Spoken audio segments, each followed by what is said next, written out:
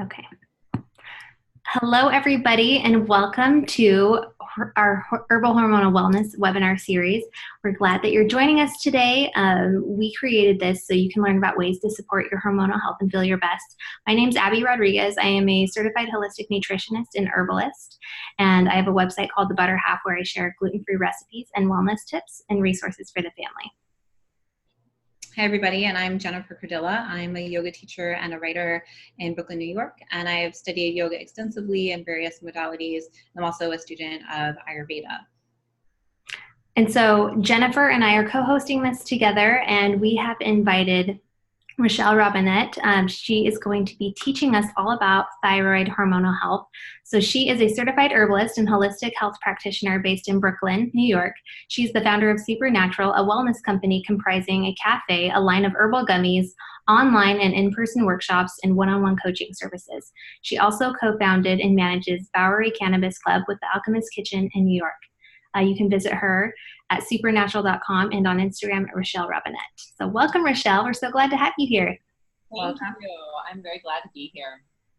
Thank you so much for taking the time. And we'll dive right in to just talk about the thyroid, which as we're diving into these different areas of hormonal health with all of our guests during this series, it's really one of these kind of things that's talked about a lot as a center of potential illness or dysfunction, but not really well understood. So I'm wondering if to start us off, you might just give us as clear and simple as possible, if that's possible, a breakdown of what the thyroid is, what the thyroid hormones are, how it functions with the body, how it interacts with other systems, just the kind of basic facts of thyroid.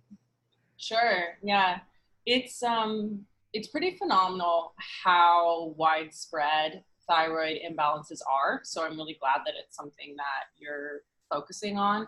The thyroid is a gland that lives here in our throat area. It's a butterfly-shaped gland, and it produces pretty incredibly small amounts of thyroid hormones that regulate the speed of essentially everything in our bodies. So imagine at a cellular level, it's regulating the speed too fast, too slow, or, just not too fast, not too slow, just the right speed. And that can impact metabolism, that can impact energy, that impacts other hormone balance throughout the body. And it's very, very, very precise. There is T4, there is T3, there's thyroid stimulating hormone. There's an interaction with the HPA axis, which is the hypothalamus pituitary adrenal axis. It's really, as you would imagine, affecting the speed of everything in our body. It's really integrated with a lot of different systems and organs.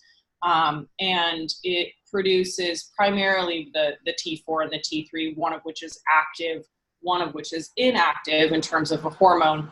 And you sort of think, why would it produce an inactive hormone? Well, that kind of goes out into the body in a sort of capsulated form, if you will, or an inactive form that then later on organs can kind of break or activate as needed based on stress, based on toxicity, based on the sort of requirements that life is serving us and our need to respond to them.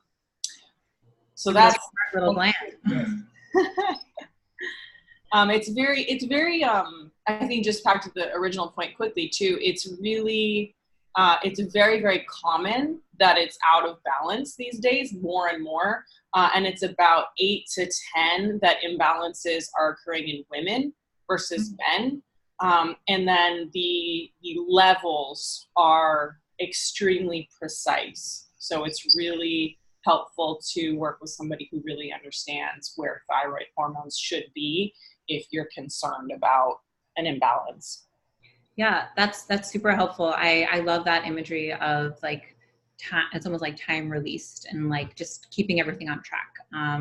The fact that it's in the throat, I feel like energetically has a certain truth-telling quality to it. So I really like that imagery. Hopefully that's helpful for our viewers. And so tell us a little bit more about what the kind of imbalances women, especially or predominantly, are seeing with thyroids, because that too is also talked a lot about online and blogs, kind of in the wellness circles in general, like, oh, I have hyperthyroidism or hypothyroidism. Like what do those actually mean? Yeah, so hyper is overactive and hypo is underactive. Mm-hmm. And hypo, which is more common, is will manifest. Okay, so again, the interesting thing is that most commonly people will have only 1 to 2 of the symptoms of the hypo or the hyper, and those symptoms may not persist. They may rotate through, sort of, if there's 12 symptoms, you may have 2 for a while, 1, and then a different one and a different one. So it can be a little hard to pin down. Classically, though, in a hypothyroid situation, you would have fatigue, very low energy, difficulty losing weight. A lot of times with thyroid imbalance, you'll see hair loss or thinning or hair loss of the outer third of the eyebrows. Insensitivity. What's that? Very precise, in line with the thyroid in general. Yeah, exactly. And very obvious, it's like all of a sudden this outer third of the eyebrow is getting thinner. That's pretty classic. Insensitivity to cold, early onset menopause or abnormal menstrual cycles. Those are some of the classics. Yeah. Mm-hmm. And then in terms of hyper, it's going to be sort of some of the opposite of those things. So essentially it's an overactive, if you imagine that it's regulating the speed of things in the body, and we're seeing this just overactivity. I'm in sympathetic nervous system state, too often. I'm too hyper, trouble sleeping, mm-hmm. That kind of thing. Then that can be a hyperthyroid imbalance. Mm-hmm. And so you said that the symptoms can manifest like a couple at a time and then change over. Is that one of the reasons why it's really hard to diagnose or kind of pin down where, and I would imagine if someone was experienced, just let's say like trouble sleeping, you might say, oh, well, there's like, I'm stressed out at work, or I have this problem with my family, or, the weather is weird, or maybe I'm on my cycle, and like, you think, oh, like that's the reason. And then if it goes away and then something else comes back, is that some of the, like the vagueness around what might be an underlying thyroid condition? Yeah. Yes, exactly.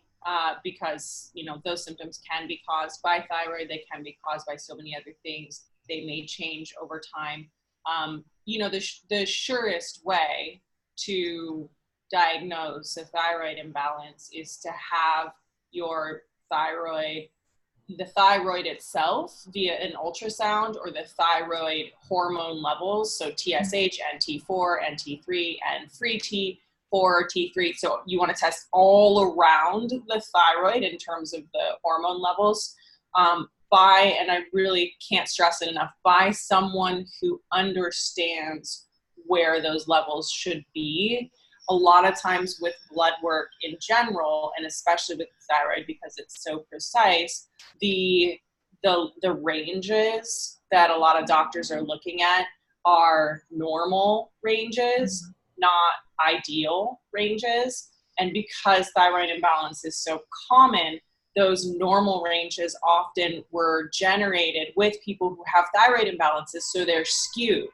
So you need someone who knows where you need to be. And the other thing that's important is it's not just testing, T4 or T3. You want to test the thyroid stimulating hormone that's informing the hormone to produce its levels, to basically find out at what stage is the thyroid imbalanced. If it is, it may be how much it's producing, and if it's how much it's producing, it may be because something behind it in the pituitary gland is not telling it to produce enough, or is telling it to produce too much, or it may be producing enough that's not getting converted, those little sort of capsulated forms, as I mentioned. And then there's also the structure is often affected, and that you would see with some sort of physical test, like an ultrasound, is the actual, physical shape and sort of state of the thyroid healthy. Mm-hmm. So that's super specific. And I love the idea of empowering people to get the kind of medical information that they need. Yet, as you described, it's hard to get a doctor to maybe give you the right tests or kind of look in the right range for these levels, or even go beyond, like you were saying, to perhaps a structural abnormality. So what do you recommend for people to either, where might they find the right resources to get the right tests, or are there certain tests that one should ask for besides the regular thyroid blood work that they might do kind of automatically? Yeah. I think that blood work is important to have done every year anyway, and as complete as your sort of primary care physician will go with you. And then either seeing someone who is a specialist in thyroid health, or someone who is, also has a, let's say, a sort of natural bend, that can look at kind of holistically, a lot of times in a more traditional medicinal approach or traditional medicine approach, meaning Western, not traditional, you'll see, your T4 is off, so we're gonna give you medication for that. Mm-hmm. Not why is it off? At what stage is it off? So you really want to try to find a practitioner. I would say one that is experienced with thyroid health in general, and then two, that has a holistic approach to their treatment plan in general. And that will mean doing a little research in your area, looking either looking for a center. A lot of times there are centers that have good resources, maybe asking around. And you can start with your primary care physician, and if everything is normal, then that's great. Then you may not need to dig into your thyroid anymore, and it could be something else that's affected. But if those levels are looking off and you want to go deeper, then it may be important to work with someone who has more experience with that. Yeah, that's helpful. And it seems like it might be a kind of long journey of uncovering the root cause of something, even if it isn't a thyroid condition. So are there ways that you recommend to someone, let's say a client presents to you with potential thyroid imbalance symptoms, and they're trying to figure out what the root cause is via blood work and all of those tests that you just described. Are there things that we can do in the meantime, even in the absence of a diagnosis, that are specific that might help to nurture the thyroid, or any of those symptoms that you described for hyper or hypo, that would be safe and not kind of throw things off in another way, herbal or non-herbal? Yeah, absolutely. This is the joy of what I get to do on a daily basis with people. And that is, by taking a holistic approach and working on food, working on movement, working on mindfulness, and working on environment, if we can get that into as balanced a place as possible, then so many symptoms just reduce or are eradicated, that we're left with, very clear idea of what we actually do need to treat then with herbs or supplements or medication or additional tests. So it's essential to get all of that into, which is, it's a lot of work. It's not easy to just say, like, well, just balance your entire life. But, that is the goal of health and wellness and longevity, right? Is to get everything into a place where it's pretty good and our body can deal with these, minor or major stressors on a less daily basis. So, diet should be primarily plant-based, primarily, organic or local. There's a big shortage of some of the essential minerals that we need to support thyroid health that are being lost because soil quality is so depleted now. So you may not think like, well, where I'm buying my carrots matters, but it actually does. That is contributing to additional thyroid, or this sort of chronic thyroid imbalance is starting to become a state of the union. So food quality and quantity, avoiding some of the things that cause, either malabsorption or can aggravate, aggravate anything. Like gluten thyroid is those are commonly I have celiac disease and have found out that my Hashimoto's is directly linked to that. So yeah. I know all about that. Let's talk about that a little bit, because I think that might be something of interest. And I'm curious, is it like an inflammation thing, or, what are the symptoms as far as we know, if we know what correlates those two? Yeah. Do we know? I think in autoimmune disease in general. Can you speak that a little? Oh, autoimmune and thyroid? And thyroid, yeah. Yeah, it becomes a lot of times the thyroid sort of imbalance will be exacerbated to the point where the body is then attacking it's attacking itself. So autoimmune, and specifically with thyroid, and you get Hashimoto's. And what to say about that? It is more severe, but it is something that we can recover from. You can halt it and then reverse it by, again, the right diet, the right lifestyle. In terms of like a tip on sort of autoimmune and diet correlation, that's where gut health and gut healing becomes really important. Our immune system is on the other side of a 1-cell thick membrane in our gut, and gut means esophagus all the way through colon. So gluten, flours, grains, legumes, that whole family can be really irritating to the entire gut system. So a lot of times on a gut healing protocol, we'll take that all out to let the body heal. Do a lot of adding in of healthy fibers, prebiotics, probiotics, sort of mucilent foods, and hydrating and nourishing foods that are like slippery and slimy, aloe, okra, bone broth if you eat animal-based foods. So there's a gut healing protocol is really helpful for autoimmune in general. So that can then translate into helping with the thyroid imbalance if you have actually autoimmune that's sort of causing that, or that it's graduated to. And then there are herbs that can assist as well, and there are certain nutrients that we need. We need a lot of minerals, and then specifically iodine is really important. So if you can get that from seaweeds, bladder wrack is really common in treating thyroid naturally. Selenium, which you get from Brazil nuts, and it only takes 2 Brazil nuts a day. Mm-hmm. Amazing. Yeah, so easy. They're concentrated.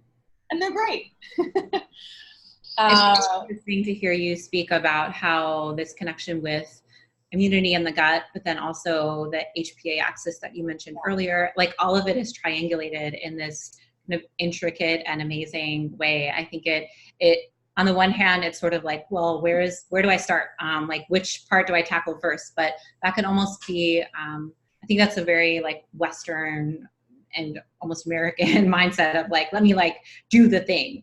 And it's not that simple. Doing the thing would be really easy. Like you mentioned, oh, your T4 is off.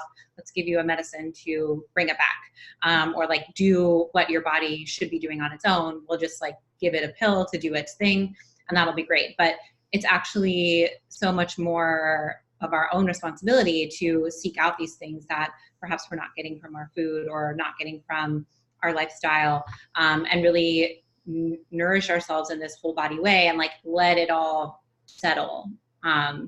Is that in line with what you recommend, I think?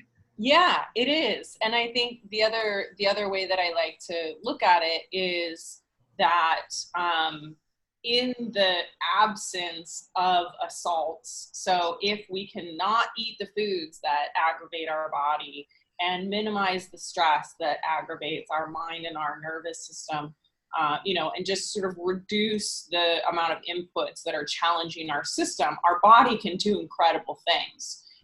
So a gut healing protocol, there are a lot of pieces to it, but essentially we're giving our body the tools that it needs to repair and recover and heal. And we do have generally a very strong bend and a really high capacity to recover and heal. But we've got to get everything out of the way, and support the system.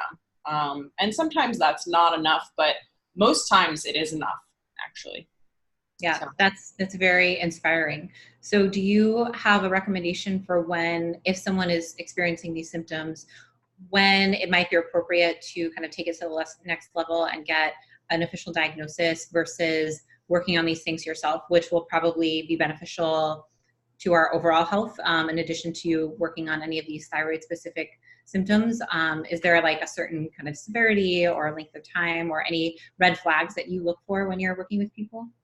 Yeah, I mean, I think severity and length of time are both really good markers.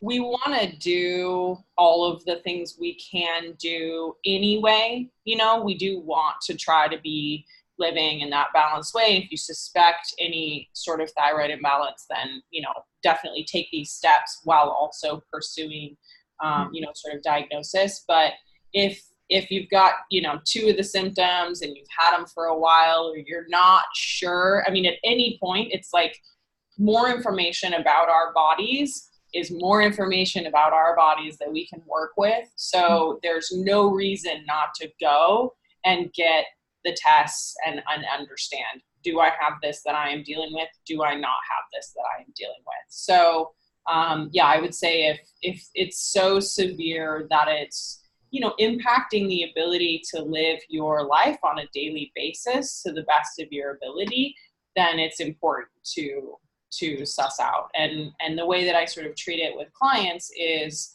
if someone hasn't had blood work in general, if they haven't had it in the last year, let's get it.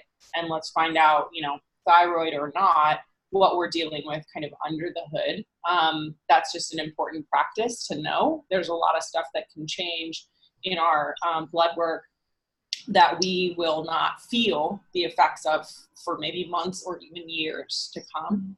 And then if daily living, or on a weekly basis, we're struggling to lose that weight, and it seems like we're doing everything we can, or our hair is thinning really drastically all of a sudden, or our, brain fog is really intense, or all of a sudden, PMS has become debilitating, then if it's only been 6 months since your last, visit to the doctor, let's go again and let's find out, and thyroid is one of those things that we do actually need those labs to be sure about. And I think because back to the earlier conversation about how vague and sometimes transient those symptoms can be, it can be difficult to impossible to diagnose by just kind of looking and listening. You can suspect it, but it could also be a lot of other things. So yeah, and that having that information, like you said, it can either just